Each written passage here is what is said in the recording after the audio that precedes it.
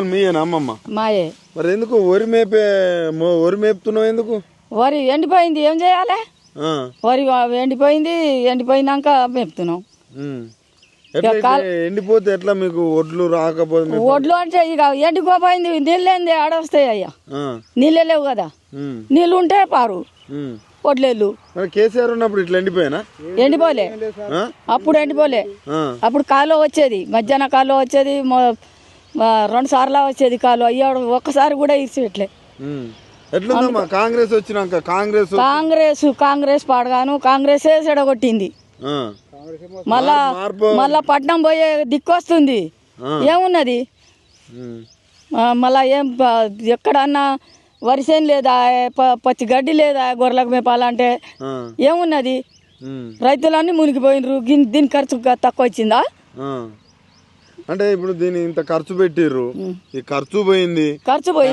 ఒడ్లు రాలే, ఏం రాలే. ఎట్లా మరి ఎట్లా తిండి ఎట్లా, మీరు బతుకుడు ఎట్లా అంటే ఇక ఏం చేస్తాం అయ్యా, నీళ్ళేంది అంటుకోపోయింది, ఏం చేస్తాం? అంటే కాలు ఇడిచి పెడితే పండు రైతులు బతుకు.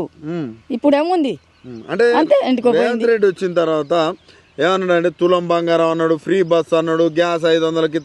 ఫ్రీ బస్ ఎవరికి కావాలా? అది రోజు ఫ్రీ బస్ కి పోతున్నామా మేము? మీ మహిళలు ఓటేసారు కదా, మార్పు కావాలన్నారు. ఎట్లుంది మార్పు? ఎట్లా ఉందా అంటే ఏమో మంచిగా చూస్తాడేమో, మంచిగా వస్తుందేమో అనుకున్నాం. ఎట్లా చేసిండు మరి? రుణమాఫీ చేస్తామన్నాడు, రుణమాఫీ చేయలే. రైతు బంధు రాలే, 2 కార్లు వచ్చేది ఒక్కసారి కూడా రాలే. ఎట్లా అంటే నేను అనేది ఏంటంటే నువ్వేమో రాలేదంటున్నావు, మరి రేవంత్ రెడ్డి ఏమో స్టేజ్ల మీద కూర్చొని రైతుల్ని రాజులు అని చేస్తాను, రుణమాఫీ చేసినావు, అన్ని రాజులే చేసిండ్రు.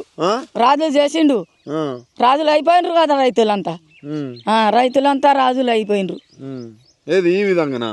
ఈ విధంగానే మరి రాజులు పంట పండించి, ఒడ్లు పండించి, మంచిగా నీళ్ళు ఇరిచి పెడితే అన్ని పారు ఒడ్లు ఆవు. ఇప్పుడు ఏం పరిస్థితి ఇది? ఇబ్బంది ఉందా? ఇబ్బంది కాదా మరి? ఇబ్బంది ఉంది. మళ్ళీ గెలుతాడమ్మా? ఇక వెళ్తాడు. ఎడగెళ్తాడు? మళ్ళీ ఓట్లు అంటే వేస్తారా? ఓట్లు వేస్తాం. ఇక ఓట్లు లేవు. మా బతికేసాడు కొట్టిండు, ఇంకా ఒడ్లెక్కడి, ఓట్లెక్కడి? ఈ ఓట్లకు కూడా బోనస్ ఇస్తా అన్నారు. ఈ పండదే దేనికి ఇస్తాడు బోనస్? పొట్ట మీదనే ఎండుకోపోయింది. పొట్ట మీదనే ఎండిపోయింది. ఒక్కసారి ఇడుచు కదా కాలువ అయితే అన్ని పారు ఒడ్లు రైతులు బతుకు. ఏముంది? ఏమన్నా ఉందా? ఇబ్బందే ఉంది మరి. అన్ని ఎడ్లు మేపుకుంటుండ్రు, గొర్రెలు మేపుకుంటుండ్రు, ఇబ్బందే. ఎడ్లు గొర్రెలు మేపితే మీకు ఖర్చులకు ఖర్చులకు ఎక్కడ వస్తాయా? ఇంకా ఎక్కడికెళ్ళి వస్తాయి? ఈ ఒడ్లు అంటే అమ్ముకొని బతుకు.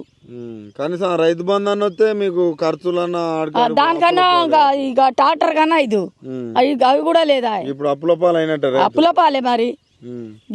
ఎకరానికే 7,000 దున్నుడు, నాటేసుడు 7,000. రేవంత్ రెడ్డికి ఏం చెప్తాం? ఇక రైతు వస్తాడు, మళ్ళా ఓట్లేస్తాం.